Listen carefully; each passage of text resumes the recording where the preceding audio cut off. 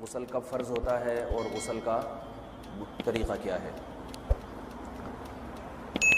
رسول اللہ صلی اللہ علیہ وسلم نے فرمایا ان اللہ لا یستحیی من الحق، اللہ تعالیٰ حق بات کو بیان کرنے سے حیا نہیں کرتے۔ تو غسل کے جو مسائل ہیں ان میں بھی بعض دفعہ کچھ ایسی باتیں آتی ہیں جو بظاہر حیا کے خلاف ہیں، لیکن علم کی ایک بات ہے، سیکھنے اور سکھانے میں حیا اگر کریں گے تو پھر ظاہر ہے ساری زندگی جاہل ہی رہے گا انسان۔ اور غسل کے مسائل سیکھنا اس لیے ضروری ہے کہ غسل جب فرض ہوتا ہے تو جب تک مکمل غسل نہ ہو آپ کی نماز ادا نہیں ہوتی۔ رسول اللہ صلی اللہ علیہ وسلم نے فرمایا الماء من الماء، حدیث ہے کہ غسل فرض ہوتا ہے خواہش نفس کے ساتھ جسم سے منی خارج ہونے سے۔ مرد پہ غسل کب فرض ہوگا؟ جب اس کے جسم سے شہوت کے ساتھ منی خارج ہو۔ منی بالکل سفید رنگ کی چیز ہے، ایک ہوتی ہے مزی۔ شہوت پیدا ہونے سے اگر کسی کے مرد یا عورت کے صرف رطوبت خارج ہونا شروع ہو گئی اس سے غسل فرض نہیں ہوتا۔ جب تک مکمل شہوت پوری نہیں ہو جاتی اور مادہ منویہ خارج نہیں ہو جاتا، چاہے احتلام کی صورت میں ہو یا کسی بھی طرح سے ہو۔ مردوں کے ساتھ چونکہ یہ بہت زیادہ ہوتا ہے نائٹ فال کی صورت میں، مردوں پر غسل کی یہ صورت بہت زیادہ فرض ہوتی ہے۔ جیسے ہی بلوغت ہوتی ہے تو احتلام شروع ہو جاتا ہے، ہفتے میں 1 دفعہ 2 دفعہ 3 دفعہ، بعض نوجوانوں کو روزانہ بھی 2 دفعہ ہوتا ہے، جبکہ خواتین میں یہ والے غسل کی صورت بہت ہی کم ہوتی ہے کہ ان کو نائٹ فال ہو یا اس طرح سے غسل فرض ہو۔ ہزاروں میں کسی ایک عورت کے ساتھ ایسا ہوتا ہے۔ ایک صورت تو یہ ہے غسل فرض ہونے کی۔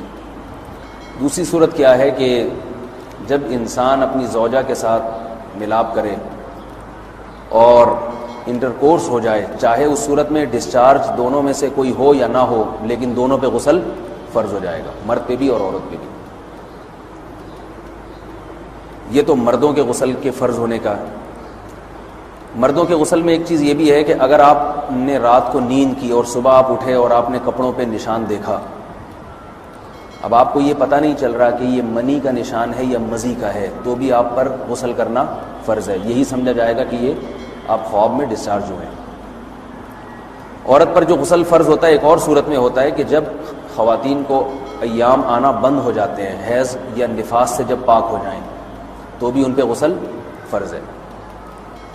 یہ تو غسل کی فرضیت سے متعلق احکام تھے۔ کچھ چیزیں ایسی ہیں جن میں غسل سنت ہے، فرض نہیں ہے۔ جمعہ کے دن غسل کرنا رسول اللہ صلی اللہ علیہ وسلم نے بہت زیادہ تاکید کی ہے۔ سنت کی 2 قسمیں ہیں، سنت مؤکدہ اور سنت غیر مؤکدہ۔ مؤکدہ وہ ہوتی ہیں کہ جن کو چھوڑنے کا اگر کوئی معمول بنا لے تو گناہ کا خطرہ ہے اور ایسا شخص قابل ملامت ہے، اسے شریعت ملامت کرتی ہے، برا بھلا کہتی ہے۔ تو غسل سنت مؤکدہ ہے، ہفتے میں 1 مرتبہ، چاہے جمعے کے دن ہو یا کسی بھی دن ہو۔ جو مسلمان ہفتے میں 1 دفعہ بھی نہیں نہاتا، وہ کتنا ہی نیٹ کلین ہو، مگر شریعت کی نظر میں وہ قابل ملامت ہے، اسے تانے دینے چاہیے کہ شرم نہیں آتی، ہو مسلمان مگر رہتے ہو بھنگیوں اور چماروں کی طرح۔ ملامت تو اسی کو کہتے ہیں نا۔ اس کی دلیل رسول اللہ صلی اللہ علیہ وسلم نے فرمایا، صحیح حدیث ہے، حق علی کل مسلم ان یغتسل کل اسبوع مرۃ، کہ ہر مسلمان پر لازم ہے کہ وہ ہفتے میں کم از کم 1 مرتبہ غسل کرے۔ ہر مسلمان پر لازم ہے، چاہے اس پہ غسل فرض نہ بھی ہو۔ اور کس دن بہتر ہے؟ جمعہ کے دن۔ نبی صلی اللہ علیہ وسلم نے حکم دیا ہے کہ جمعے کے دن غسل کیا جائے۔ امام احمد ابن حنبل کا مذہب یہ ہے کہ جمعے کے دن غسل کرنا واجب ہے، صرف سنت نہیں ہے بلکہ واجب ہے، لیکن جمہور کا مذہب یہ ہے کہ سنت عمل ہے۔ غیر مسلم جب اسلام قبول کرتا ہے تو اس وقت بھی اس کے لیے غسل کرنا سنت ہے۔ جب ہم مردے کو نہلاتے ہیں تو جو مردے کو نہلائے اس کے لیے بھی خود غسل کرنا افضل ہے، سنت عمل ہے۔ عید کے دن غسل کرنا سنت عمل ہے۔ تو یہ وہ تمام مواقع ہیں جن میں غسل کرنا رسول اللہ صلی اللہ علیہ وسلم کی سنت ہے۔ غسل کا طریقہ کیا ہے؟ غسل میں 3 چیزیں فرض ہیں، منہ بھر کے قلی کرنا، ناک میں پانی ڈالنا کہ ناک کی جو نرم جگہ ہے یہ اچھی طرح تر ہو جائے، اور پورے جسم پہ ایک مرتبہ پانی بہا دینا کہ جسم میں بال کے برابر جگہ بھی خشک نہ رہے. یہ تو ہے فرض، یعنی یہ کام کسی نے کسی بھی طرح سے کر لیا تو غسل ادا ہو جائے گا، چاہے اس کی نیت غسل کی تھی یا نہیں تھی. کوئی آدمی چلتا ہوا جا رہا ہے، پھسل کے تالاب میں گر گیا، پورے غوطے کھا کے باہر نکلا، کلی کر لے اور ناک میں پانی ڈال لے تو غسل اس کا ادا ہو جائے گا. البتہ چونکہ نیت نہیں تھی لہذا غسل کا ثواب نہیں ملے گا، ثواب نیت کے بغیر نہیں ملتا انسان. دلائل اس کے الگ موضوع ہے کہ اس کی دلیل کیا ہے کہ بغیر نیت کے بھی غسل ہو جاتا ہے، لیکن میں نے بتایا دلائل کا سیشن نہیں ہے، اس میں پھر بات لمبی ہو جائے گی. تو یہ تو ہے فرض، پورے جسم پہ پانی بہانا کلی اور ناک میں پانی. سنت طریقہ کیا ہے؟ رسول اللہ صلی اللہ علیہ وسلم غسل کیسے کرتے تھے؟ سنت طریقہ جس پہ جو اختیار کرنا چاہیے وہ طریقہ یہ ہے کہ جب آپ غسل کے لیے بیٹھیں تو سب سے پہلے وہ جگہ دھوئیں جہاں نجاست اور ناپاکی لگی ہوئی ہے. نائٹ فال ہوا، کسی کو احتلام ہوا تو جہاں جہاں گندگی لگی ہے پہلے اس جگہ کو دھوئیں. استنجا کریں، شرمگاہ کو دھوئیں اچھی طرح. سمجھ رہے ہیں بات کو؟ اس کے بعد ہاتھ دھوئیں اور مکمل وضو کریں جیسے ہم عام حالات میں وضو کرتے ہیں. مکمل وضو کرنے کے بعد دائیں کندھے پہ پانی ڈالا، لیفٹ سائڈ پہ پانی ڈالا.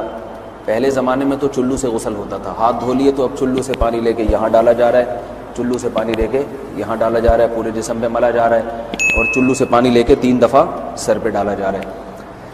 تو آج کل چلو ولو تو ہے نہیں، شاور کے نیچے جا کے کھڑے ہو جاتے ہیں. تو اس میں یہ کہ شاور کھولیں اس میں کھڑے ہو جائیں، سارے چلو اس میں خود بخود ہی ہو جائیں گے، پورے جسم پہ پانی بہہ جائے گا. نبی صلی اللہ علیہ وسلم کے دور میں یہ جدید چیزیں نہیں تھیں، شیمپو اور صابن. تو آپ صلی اللہ علیہ وسلم بیری کے پتوں سے غسل کی ترغیب دیا کرتے تھے. بیری کے پتوں کو اگر پانی میں پکایا جائے تو پانی میں میل کچیل صاف کرنے کی صلاحیت بہت بڑھ جاتی ہے. ہمارے زمانے میں اس تکلف کی ضرورت نہیں ہے، صابن ملتے ہیں اس سے نہا لے آدمی، نہایا کریں. بہرحال کہنے کا مقصد یہ آپ لوگوں سے. تو یہ سنت طریقے سے غسل ہو جائے گا آپ کا. سمجھ رہے ہیں بات کو؟ سب سے پہلے استنجا کیا، اس کے بعد وضو کر لیا، اس کے بعد غسل کر لیا. اگر کسی نے غسل میں وضو نہیں کیا اور ویسے ہی پورے جسم پہ پانی بہا دیا تو بھی اس کا وضو خود بخود ہو جائے گا. اس غسل سے وہ نماز پڑھ سکتا ہے، کیونکہ بعض لوگ غسل کرنے کے بعد دوبارہ وضو کر رہے ہوتے ہیں. اس کی ضرورت نہیں ہے، کیونکہ جب غسل کرتے ہیں تو وضو والے اعضاء تو خود بخود اس میں دھل جاتے ہیں. یہ ہے غسل کا طریقہ. وضو کیسے ٹوٹتا ہے؟ جن چیزوں سے غسل فرض ہوتا ہے ان چیزوں سے وضو تو بہرحال ٹوٹتا ہی ہے. اس کے علاوہ بھی وضو ٹوٹتا ہے. اس سے پچھلے لیکچر میں نے کچھ تفصیل بتائی تھی کہ نجاست جسم سے کہیں سے بھی خارج ہو جائے یا نجاست نکل کے بہہ پڑے. اگر قضائے حاجت کی جگہوں سے نجاست خارج ہوئی ہے تو نظر بھی آ جائے وضو ٹوٹ جائے گا، اور قضائے حاجت کے علاوہ جگہوں سے اگر نجاست خارج ہوئی ہے، خون وغیرہ ہے جیسے، تو جب تک نکل کے بہے گا نہیں تو اس وقت تک وضو نہیں ٹوٹے گا. سمجھ رہے ہیں بات کو؟ وضو کا طریقہ کیا ہے؟ سب سے پہلے دونوں ہاتھوں کو دھویا جائے، 3 دفعہ کلی کی جائے، مسواک کی جائے، 3 دفعہ ناک میں پانی ڈالا جائے. پھر پورے چہرے کو، پیشانی یہ جو ہے جہاں سے پیشانی ہماری شروع ہو رہی ہے اور تھوڑی کے نیچے، تھوڑی جہاں ختم ہو رہی ہے، اور ایک کان کی لو سے دوسرے کان کی لو تک 4 اعضاء ہیں وضو میں دھونا فرض ہیں. 1 چہرہ، نمبر 2 بازو، نمبر 3 سر کا مسا، چوتھائی سر، اور نمبر 4 پاؤں کو دھونا. اس کی دلیل قرآن مجید کی مشہور آیت ہے فَاغْسِلُوا وُجُوهَكُمْ وَأَيْدِيَكُمْ إِلَى الْمَرَافِقِ. اللہ فرماتے ہیں ایمان والو جب نماز کا ارادہ ہو تو اپنے چہروں کو اور اپنے ہاتھوں کو دھو، سر کا مسا کرو اور پاؤں کو ٹخنوں سمیت دھو. دھونے کا حکم ہے قرآن مجید میں. البتہ سر کے بارے میں یہ نہیں ہے پورے سر کا مسا کرو، بلکہ آ رہا ہے وَامْسَحُوا بِرُؤُوسِكُمْ. با کا لفظ ہے، با آتی ہے تبعیض کے لیے کہ سر کے بعض حصے کا مسا. اب بعض حصے کا قرآن حدیث میں کہیں تذکرہ نہیں ہے، تو اس میں فقہاء کرام کے اجتہادات ہیں. امام شافعی فرماتے ہیں تھوڑا سا بھی ٹچ کر لیا سر کو ہو جائے گا. امام ابو حنیفہ فرماتے ہیں نہیں، کم از کم 1/4 کا ہونا ضروری ہے. سب کے اپنے اپنے دلائل ہیں، ان دلائل میں نہیں جاتا. فقہ حنفی کو جو فالو کرنے والے ہیں تو ان کو چاہیے کم از کم 1/4 سر کا مسا. یہ فرض ہونے کے لیے ضروری، مگر سنت کیا ہے؟ پورے سر کا مسا. نبی صلی اللہ علیہ وسلم دونوں ہاتھوں کو بھگو کے پورے سر کا مسا کرتے تھے ایسے. سمجھ رہے بات کو؟ اور مسا کے جو یہ ٹیکنیکل طریقے ہیں کہ آپ یوں پہلے انگلی بنائیں، پھر یوں لے کر جائیں، پھر یوں گھما کے لائیں، پھر یوں، یہ ٹیکنیکل طریقے حدیث سے ثابت نہیں. مسا کا طریقہ کیا ہے؟ بھیگا ہوا ہاتھ لے کے ایسے پورے سر کو ہو گیا. پھر حدیث میں یہ بھی ہے کہ یوں لے جاؤ اور یہ بھی ہے کہ دو واپس بھی لے کر آؤ، دونوں طرح سے ثابت ہے. تو ایسے بھی کر سکتے ہیں کہ یوں لے جائیں، اور ایسے بھی کر سکتے ہیں لے کے جائیں اور پھر واپس بھی لے آئیں، دونوں طریقے جائز ہیں. لیکن کم از کم سنت اتنی ہے کہ پورے سر کا مسح ہونا چاہیے. بعض لوگوں کو شو مارنے کا شوق ہوتا ہے، اگر وہ واپس لائیں تو بال ان کے خراب ہو جاتے ہیں، کہتے ہیں یار یہ پھر مسئلہ خراب ہو جائے گا. تو پھر ایسے لوگ صرف یوں ہی لے جائیں کافی ہے. افضل تو یہ کہ یوں بھی لے جائیں یوں بھی لے جائیں، دونوں طرح سے صحیح ہے. بہرحال دونوں حدیث سے ثابت ہیں. سمجھ رہے ہیں بات کو. اور یہاں ایک اہم مسئلہ بتا دوں، قرآن مجید نے پاؤں کو دھونے کا حکم دیا ہے، پاؤں پہ مسح کرنے کا حکم نہیں دیا. اور حدیث میں خفین پر مسح کرنے کا حکم ہے. تو قرآن اور حدیث کو فقہا نے جمع کیا ہے. لہذا وہ موزے جن میں آسانی سے پاؤں دھوئے جا سکتے ہیں ان میں چاروں ائمہ کے نزدیک پاؤں پہ مسح کرنا جائز نہیں. سعودی عرب میں جو بعض سلفی حضرات اور یہاں ہمارے ہاں بھی اہل حدیث حضرات نے عام موزوں پر بھی جو مسح کی ایک روایت ڈال دی ہے، اسلاف میں، تابعین، تبع تابعین میں اور چاروں ائمہ کے مذاہب میں اس کا ثبوت نہیں ملتا. اگر اسلاف میں کوئی قائل بھی ہے تو ایک شاذ قول، اکا دکا قول ملتا ہے،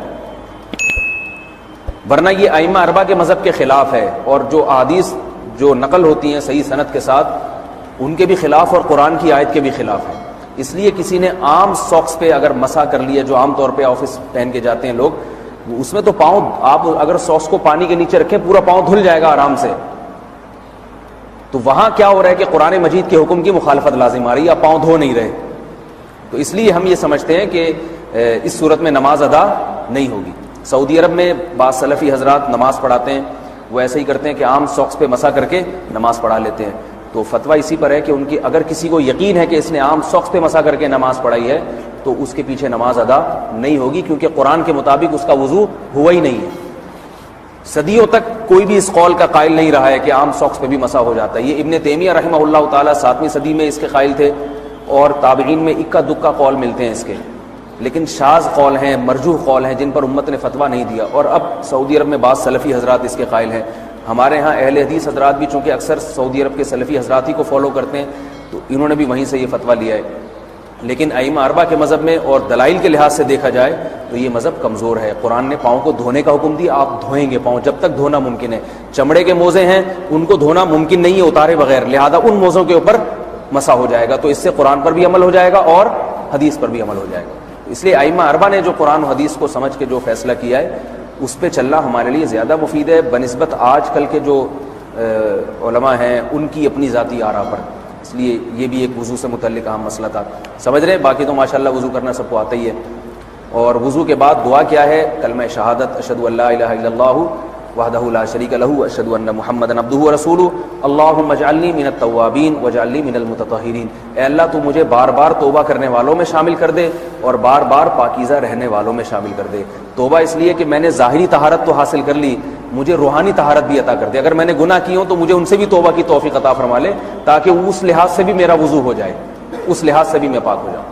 سبحانک اللہم و بحمدک، نشہد ان لا الہ الا انت، نستغفرک و نتوب الیک.